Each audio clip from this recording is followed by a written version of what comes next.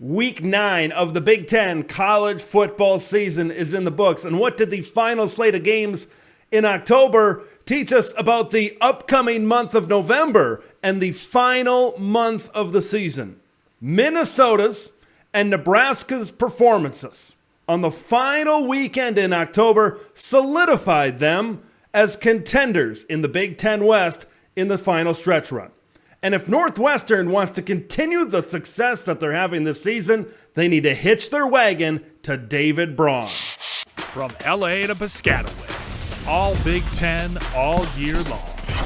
This is Big Ten 10. We all know about the elimination of divisions starting next season when USC, UCLA, Oregon, and Washington join the conference. We need to take a minute to appreciate what's to come here in November in the Big Ten West.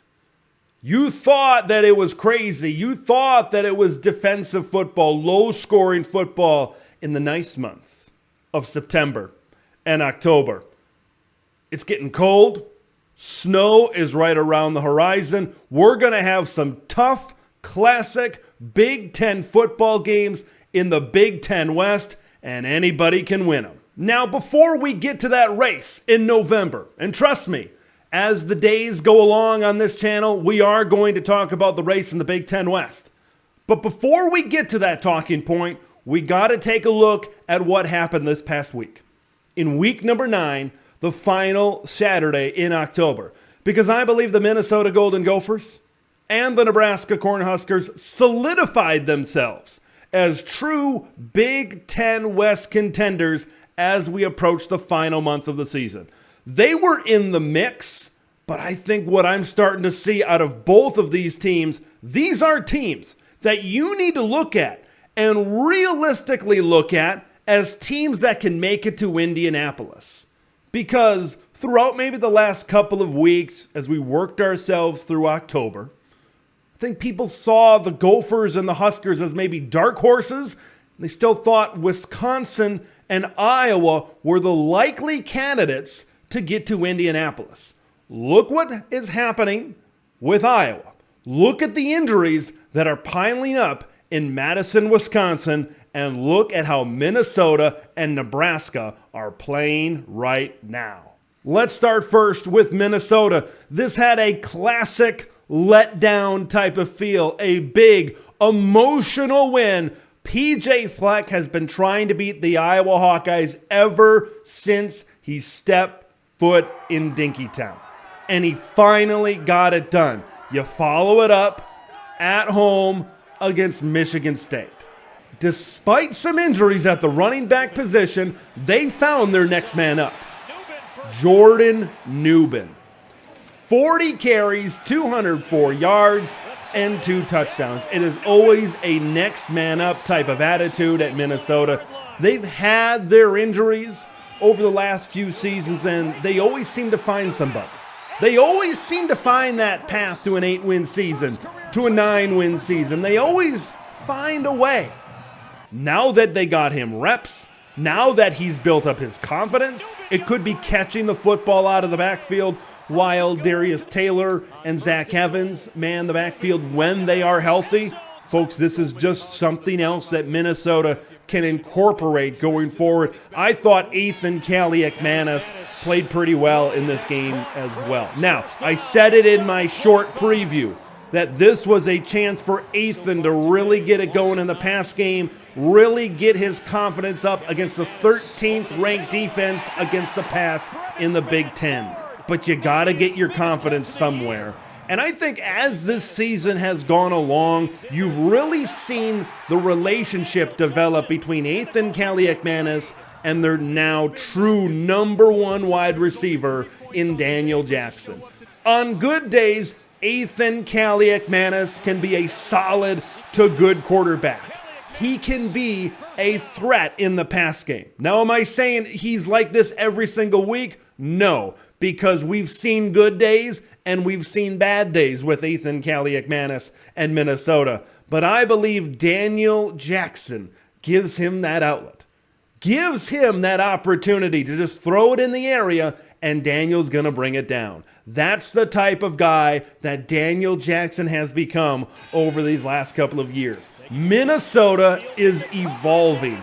Minnesota is progressing. It always seems like PJ Fleck puts the right pieces on the chessboard in the right positions on the chessboard.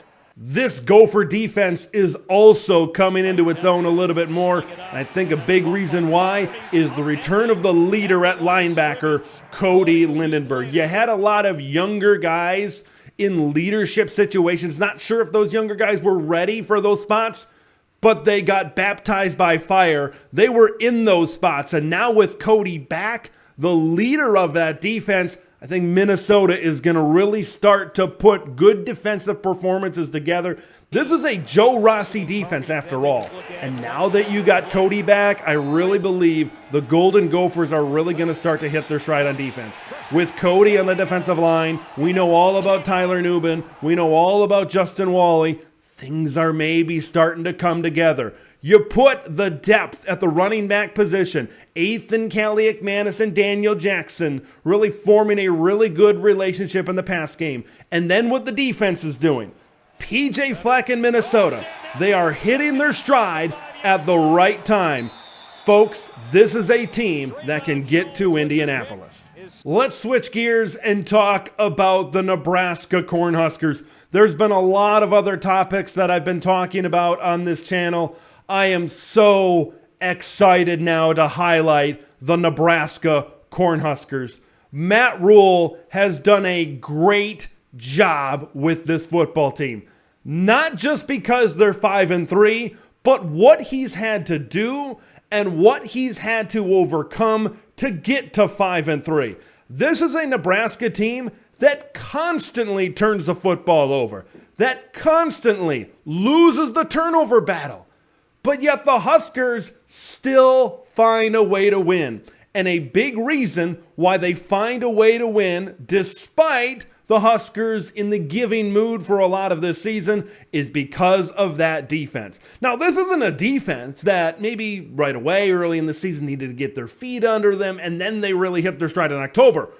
Week 1 against Minnesota, when they came out, this defense was playing on fire. This has been a great defense from the word go. Something with Tony White and Matt Rule, but something with Tony White really hit on this defense and really connected with this defense. He put the right pieces in the right spots. I just said it with PJ Fleck. This is an active defense. This is a disciplined defense. It's a disciplined team. You find Nebraska on defense, special teams, and on offense a little bit, making plays and doing things that you never saw during the Scott Frost era. You see this defense flying to the football. You see this defense making plays in the secondary. You see this defense creating better opportunities for an offense that needs a little bit of a boost sometimes. I really love what Matt Rule has done. When you talk about the job of Matt Rule in year number 1, you got to talk about the injuries that he has overcome. Because especially on offense, there have been guys, they are going down like flies. And a lot of those skill position players were going down like flies. And you've had to battle what's going on at the quarterback position, right? You bring in a transfer in Jeff Sims, and he turned the football over like it was nobody's business. But all of that being considered, Matt Rule still finds ways to win. When you talk about Nebraska, the last handful of years under Scott Frost, you could go back to Mike Riley as well, finding ways to lose is what they were good at. Now Nebraska, when they turn it over, maybe things aren't going their way on offense, they still find a way to regroup, and they still find a way to win. This Purdue game, I think, was an example of what Matt Rule has really built already in year number 1. It's crazy how much he has changed the identity of Nebraska Cornhuskers football, just how different Nebraska looks. And you saw that in this game against Purdue. holding a goose egg on the board for a lot of this game, making a special teams play for a touchdown. It usually went the other way in the previous regimes for Nebraska. This team is so different.